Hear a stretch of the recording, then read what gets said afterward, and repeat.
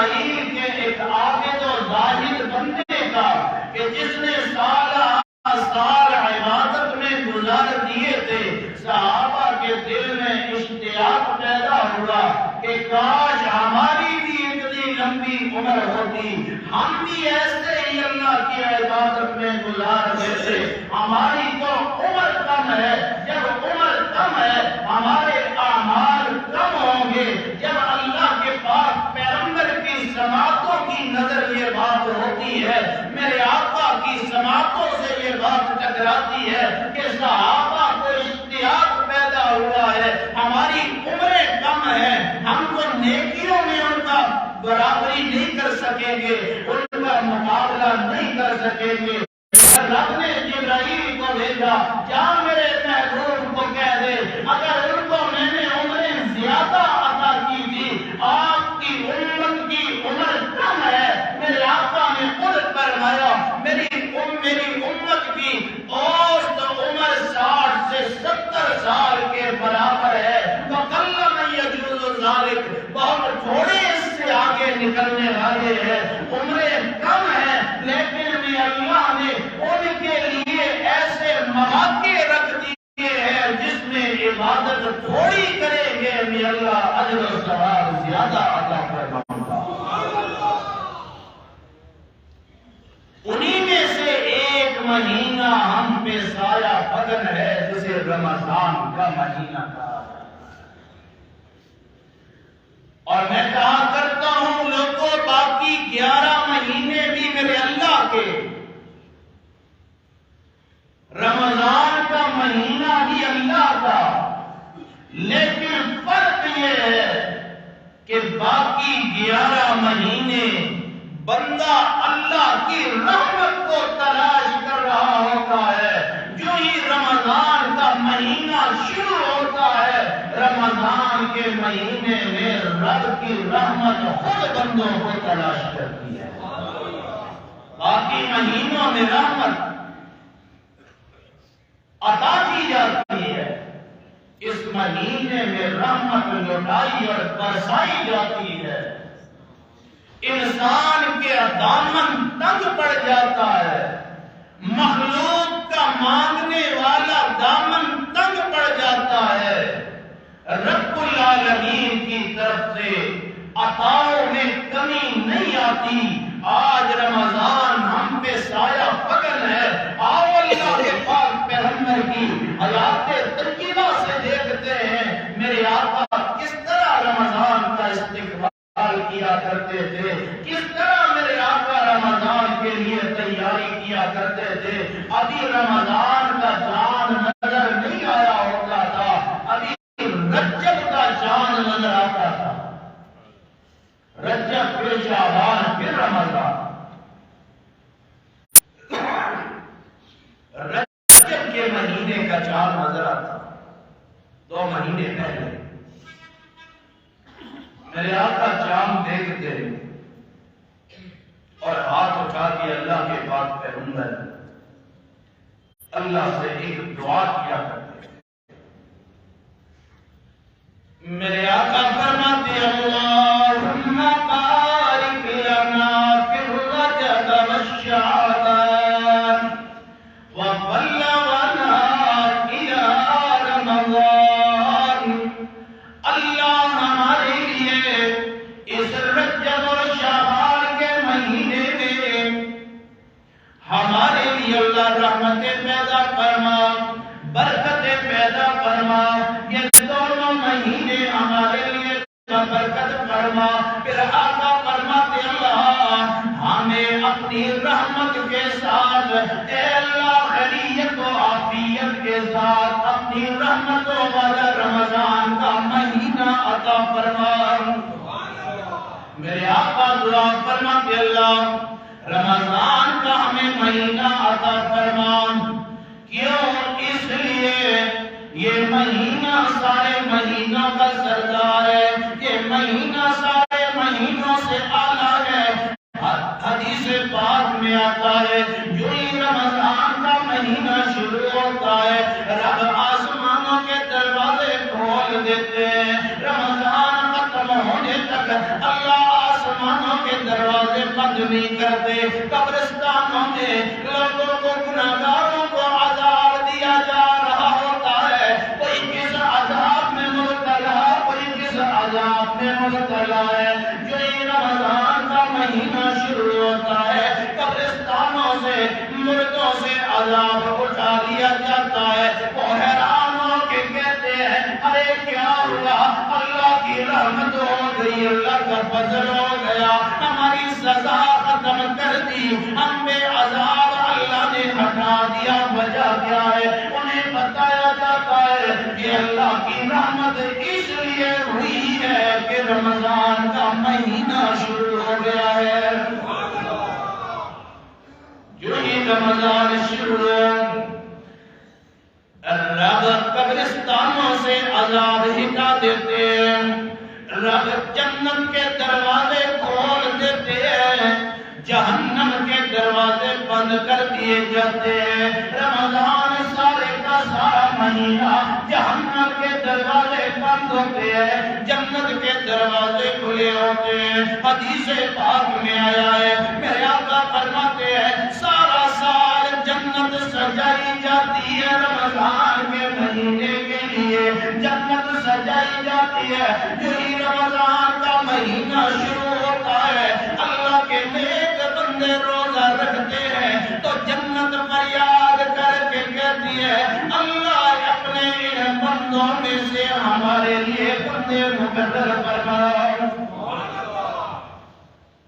اتنی برکتیں حدیث پاک میں آیا جو بندہ رمضان کے مہینے میں ایک سجدہ کرے, صرف ایک سجدہ, جو ایک سجدہ کرے گا اس کے لیے نامہ اعمال میں 1500 نیکی لکھ دی جائے گی. ایک سجدے پہ 1500 نیکی اللہ کا فرماتے ہیں. میرے آقا نے فرمایا رمضان کے مہینے میں بندہ صبح کو سجدہ کرے, صبح سے لے کے شام تک روزے کی حالت میں بندے نے سجدہ کیا اللہ کے سامنے, صبح سے لے کے شام تک رات کو سجدہ کرے, رات سے لے کے سورج طلوع ہونے تک رب 70,000 فرشتوں کی ڈیوٹی لگا دیتے ہیں. جس بندے نے روزے کی حالت میں میرے سامنے سر سجدے میں رکھ کے کہا سبحان ربی الاعلی, میرے فرشتوں تم اس میرے بندے کے لیے سارا دن مغفرت کی دعا مانگتے ہو. 70,000 فرشتے انسان کے لیے مغفرت کی دعا مانگتے ہیں. اور رمضان کو رمضان کیوں کہا گیا؟ فرمایا فَإِنَّهَا تَرْمِزُ الذُّنُوبَ او کما قال علیہ الصلوۃ والسلام. نبی پاک فرماتے ہیں اسے رمضان اس لیے کہا جاتا ہے جس طرح آگ لکڑی کو جلا کے راکھ کر دیتی ہے, رمضان گناہگاروں کے گناہوں کو جلا کے انہیں گناہوں سے پاک کر دیتا ہے. بندہ گناہوں سے پاک ہو جاتا ہے. اور حدیث پاک میں آیا رمضان کے 3 حصے ہیں, پہلا عشرہ, دوسرا عشرہ, تیسرا عشرہ. ایک عشرہ اللہ نے رحمت کا رکھا ہے, اس میں رحمت برسائی جاتی ہے. اور کیسے رحمت برسائی جاتی ہے؟ جو ہی رمضان کی پہلی رات ہوتی ہے اللہ آسمان دنیا پہ متوجہ ہو جاتے ہیں اور اعلان کیا جاتا ہے حل من مستغفر, ارے ہے کوئی بخشش مانگنے والا, ہاتھ اٹھائے, دامن پھیلائے, آنسو بہائے, مغفرت مانگے, میں اللہ معاف کر دوں گا. ہے کوئی رزق مانگنے والا, سارا سال رزق کی تنگی میں مبتلا رہا, ہے کوئی رزق مانگنے والا, ہاتھ اٹھائے اللہ سے رزق مانگے, اللہ اللہ رزق میں فراخی پیدا فرما دیں گے۔ ہے کوئی مصیبت میں گرا ہوا انسان، پہلی رات سے اعلان شروع ہوتا ہے کوئی مصیبت کا مارا اللہ کے دربار میں آ کے التجا کرے، التجا کرنا پکارنا اس کا کام ہے، اس کی ساری ضرورتوں کو پورا کر دینا، اس کی ساری تکلیفوں کو دور کر دینا رب العالمین کا کام ہے۔ رحمت موسلادھار بارش کی طرح برسائی جاتی ہے۔ دوسرا اشرا مغفرت کا اشرا ہے، گنہگاروں کی مغفرت کی جاتی ہے، اور حدیث پاک میں آیا ہے روزانہ افطاری کے وقت اللہ 60,000 گنہگاروں کو جنت سے نجات عطا فرماتے ہیں۔ 60,000 بندے ہر افطاری کے وقت جہنم سے نجات پاتے ہیں۔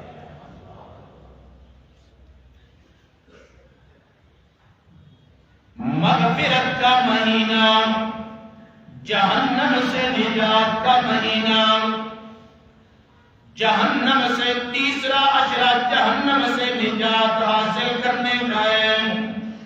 جو بندہ چاہتا ہے میں جہنم کی آگ سے بچ جاؤں، اللہ نے رمضان عطا فرمایا ہے، اس میں اللہ کو راضی کر کے اپنے آپ کو جہنم سے بچا سکتا ہے۔ آج تو ہم صرف جہنم کا نام ہی سنتے ہیں، اللہ ہم سب کو جہنم سے محفوظ فرمائے۔ جہنم کی آگ کتنی سخت آگ ہے، اللہ کا قرآن میرے سامنے، سورت کا نام سورہ توبہ، اور سورہ توبہ 10واں پارہ میرے سامنے۔ اللہ کے پاک پیغمبر نے جب حکم دیا تھا کہ چلو نکلو میدان جہاد میں، 9 ہجری کا واقعہ، غزوہ تبوک کے لیے جانا ہے، 1000 میل کا فاصلہ ہے، 1000 میل کا فاصلہ ہے، غزوہ تبوک کے لیے جانا ہے۔ یہ موسم بڑا سختی والا تھا، بڑا گرمی والا تھا، گرم موسم تھا۔ منافق کہنے لگے اس موسم میں نہ نکلو، اپنے آپ کو اپنے آپ کو گرمی سے بچاؤ نا، یہ گرمی بہت سخت ہے، اس گرمی میں ہم نہیں نکل سکتے۔ رب کائنات نے فرمایا قل انہیں کہہ دیجئے نار جہنم، جہنم کی آگ اشد حرا، یہ گرمی تو اس کے مقابلے میں کچھ بھی نہیں ہے، جہنم کی آگ تو اس سے بھی زیادہ سخت ہے، جہنم کی آگ اس سے بھی زیادہ سخت ہے۔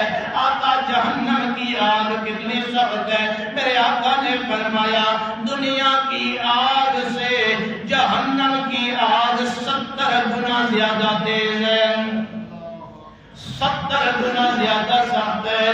آج ہم دنیا کی آگ برداشت نہیں کر سکتے، وہ 70 گنا سخت آگ کیسے برداشت کی جا سکتی ہے؟ میرے آقا فرماتے ہیں اللہ نے جہنم کی آگ کو جلایا ہے، 1000 سال تک جہنم کی آگ جلتی رہی، اور جلتے جلتے وہ آگ سرخ ہو گئی۔ جب آگ سرخ ہوئی پھر مزید 1000 سال تک جہنم کی آگ جلائی گئی، وہ آگ سفید ہو گئی، پھر مزید 1000 سال تک جہنم کی آگ جلائی گئی، وہ آگ بالکل کالی سیاہ ہو چکی ہے۔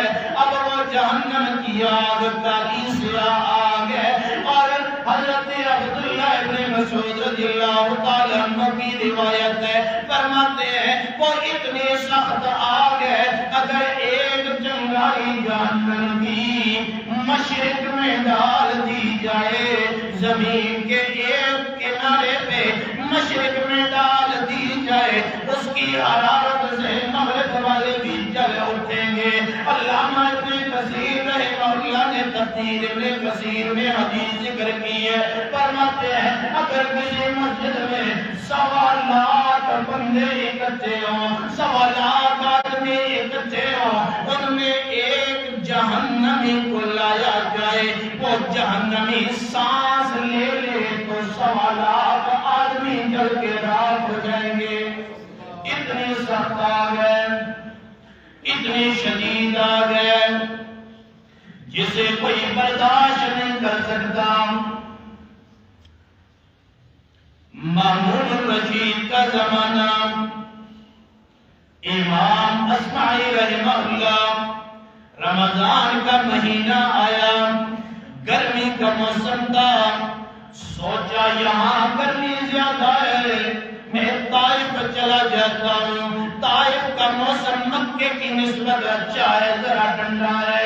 وہ رفتے سفر باندھتے ہیں، طائف کے طرف میں سفر ہوتے ہیں. چلتے چلتے طائف کے قریب پہنچتے ہیں، دیکھتے ہیں ایک بدو، ایک دیہات کا رہنے والا، وہ بھی زیادہ سفر باندھا ہے. وہ طائف سے مکے کی طرف آنے لگا ہے. جو یہ ملاقات ہوتی ہے وہ بدو پہچان لیتا ہے یہ تو امام اصمعی ہے. پوچھتے ہیں کہاں سے آئے ہیں، کدھر کا ارادہ ہے؟ فرماتے ہیں تجھے معلوم نہیں، رمضان کا مہینہ آ گیا ہے اور مکہ میں بڑی گرمی ہے، میں گرمی سے بچنے کے لیے طائف آیا ہوں. اب تو بتا کیا ارادہ ہے، کہاں جا رہا ہے؟ وہ بدو کہنے لگا ارے میں بھی تو گرمی سے بچنے کے لیے مکے جا رہا ہوں.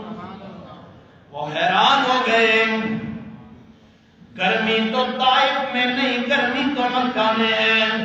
میں مکہ سے آیا، گرمی سے بچنے کے لیے میں طائف آیا ہوں. ارے طائف تو مکے کے مقابلے میں ٹھنڈا ہے، تو طائف سے مکے جا رہا ہے اور کہتا ہے میں بھی گرمی سے بچنے کے لیے جا رہا ہوں. وہ بدو کہنے لگا امام صاحب آپ دنیا کی گرمی سے بچنے آئے ہیں، میں جہنم کی گرمی سے بچنے جا رہا ہوں. میں آخرت کی گرمی سے بچنے جا رہا ہوں. دنیا کی گرمی برداشت کر لوں گا، اللہ آخرت کی گرمی سے میری حفاظت فرمائے. تو رمضان کا مہینہ رحمتوں والا، برکتوں والا، میں نے اور آپ نے اس مہینے کی قدر کرنی ہے. یہ اللہ کی طرف سے مہمان بن کے آ رہا ہے، اس مہمان کی ہم نے قدر کرنی ہے اور اللہ سے مانگنا ہے کہ اللہ تم ہمیں قدر کرنے کی توفیق عطا فرما.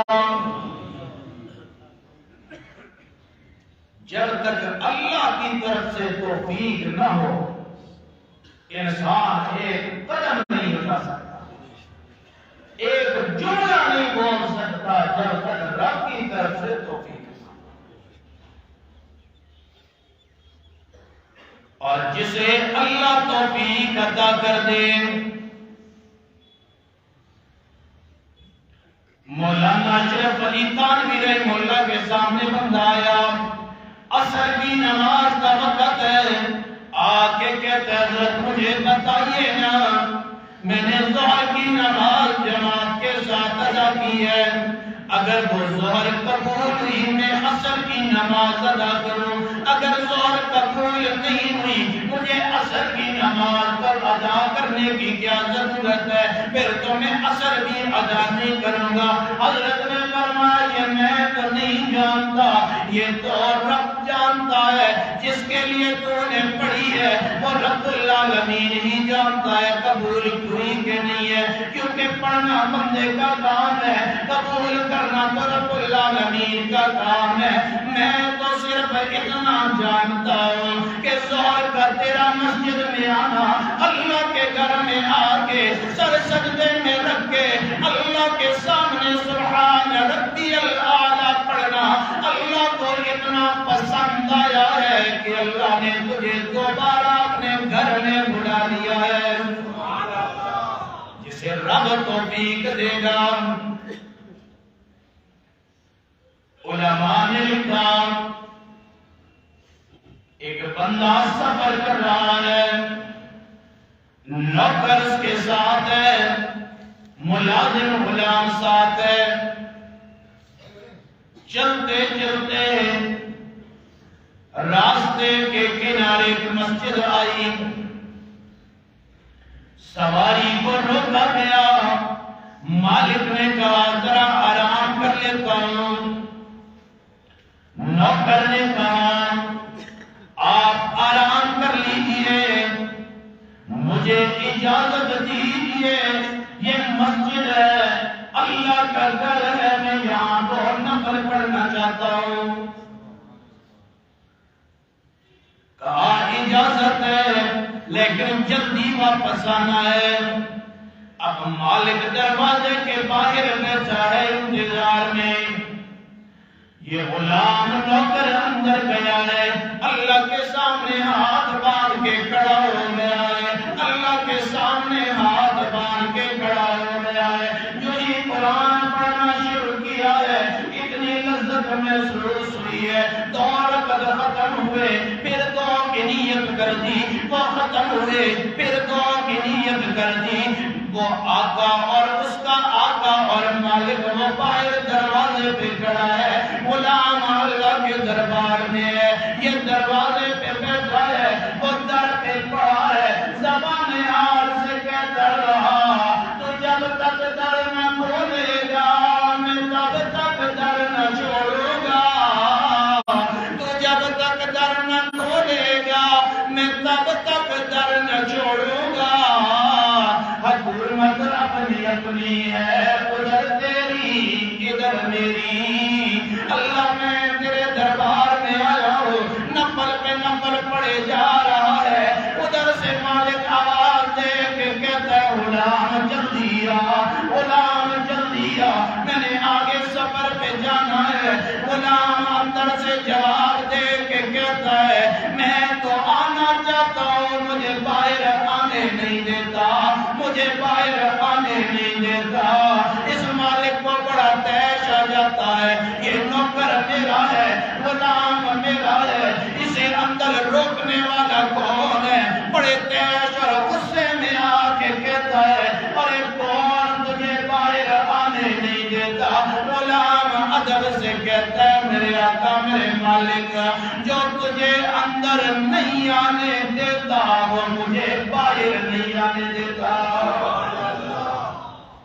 تجھے دروازے پہ بٹھایا ہے، تجھے دروازے پہ بٹھایا ہے، مجھے اپنے در پہ لا کے کھڑا کر دیا ہے، جسے چاہے تو بھی عطا کر دے، جسے چاہے اپنے دربار میں بلا لے۔ ایک بندہ چور تھا، جب رب کرم کرنے پہ آئے، ایک بندہ چوری کے ارادے سے کسی گھر میں داخل ہوا، چوری کر کے نکلنے لگا، گھر والوں نے دیکھ لیا، وہ پیچھے بھاگے، یہ آگے بھاگا، بھاگتے جا رہے ہیں، آگے چور بھاگا، پیچھے نوجوان گھر والے بھاگے ہیں، چلتے چلتے بھاگتے بھاگتے آگے مسجد آئی، اس نے چھلانگ لگائی، دیوار سے مسجد میں داخل ہو گیا، آدھی رات کا وقت ہے، اسی طرح اسی حالت میں ہاتھ باندھ کے کھڑا ہو گیا۔ کیا کہا؟ یہ ہاتھ باندھ کے کھڑا ہوا ہے، ادھر سے تلاش کرنے والے آئے ہیں، مسجد میں داخل ہوئے ہیں، دیکھا یہ تو ہاتھ باندھے کھڑا ہے، ایک نے کہا یہی چور ہے، یہی ہوگا، دوسرے نے کہا تیرا دماغ خراب ہو گیا ہے، یہ چور نہیں ہو سکتا، یہ تو کوئی اللہ کا ولی ہے جو آدھی رات کو اللہ کے گھر میں آ کے اللہ کے سامنے کھڑا ہے، عبادت کر رہا ہے، یہ چور نہیں ہو سکتا، اس کے قریب نہیں جانا، اس کو کوئی ڈسٹرب نہیں کرنا، اس کے قریب نہیں جانا۔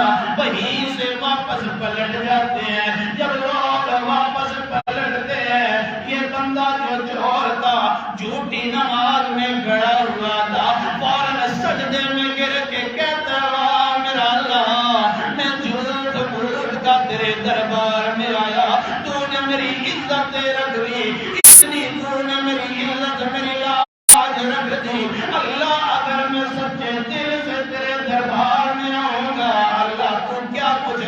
شامل کرے گا۔ بندہ آ کے تو دیکھے اللہ کے دربار میں، محتاج بن کے آئے، مانگ کے دیکھے، رب کے خزانوں میں کمی نہیں ہے،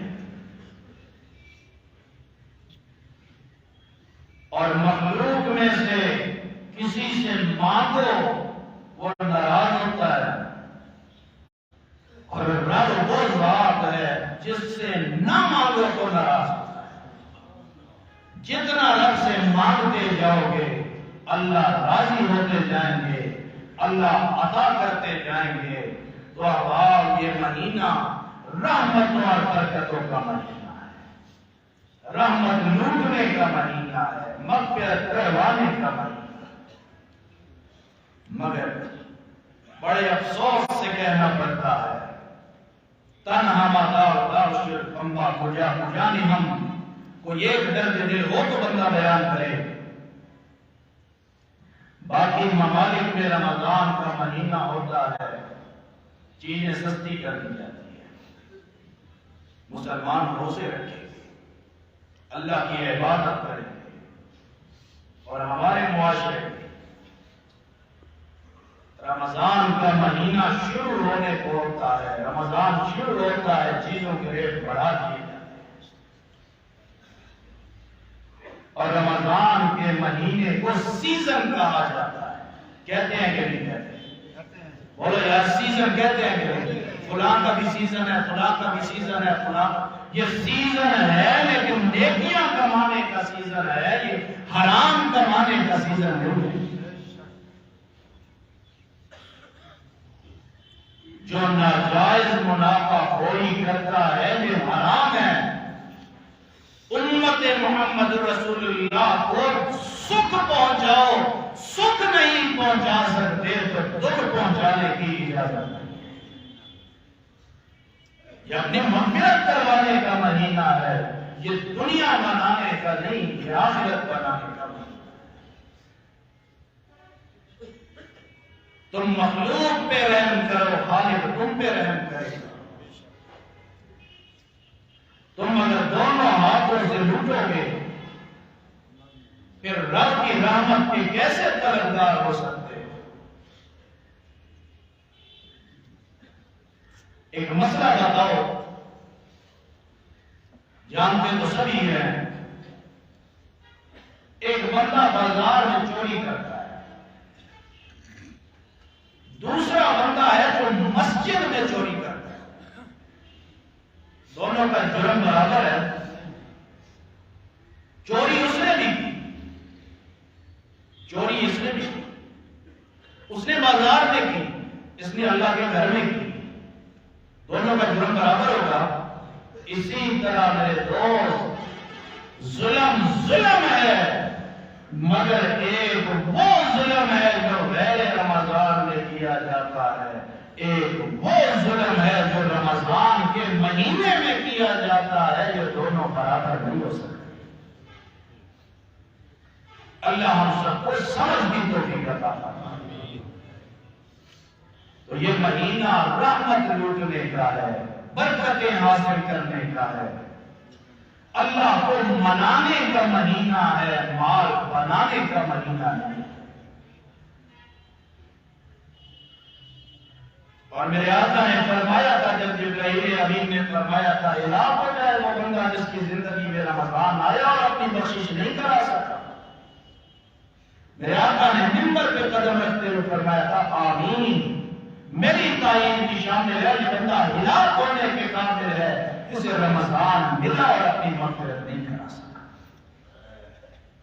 تو خلاصہ یہ نکلا، 11 مہینے بندے رحمت کو تلاش کرتے ہیں، رمضان کے مہینے میں رحمت بندوں کو تلاش کرتی ہے۔ اور اگر رمضان کا مہینہ آیا اور گزر گیا، ہم احترام نہ کر سکے، اپنی بخشش نہ کروا سکے، نہ معلوم دوبارہ ملے یا نہ ملے، اس لیے تمام احباب اس کی مکمل تیاری کریں پورے ذوق و شوق کے ساتھ۔ رمضان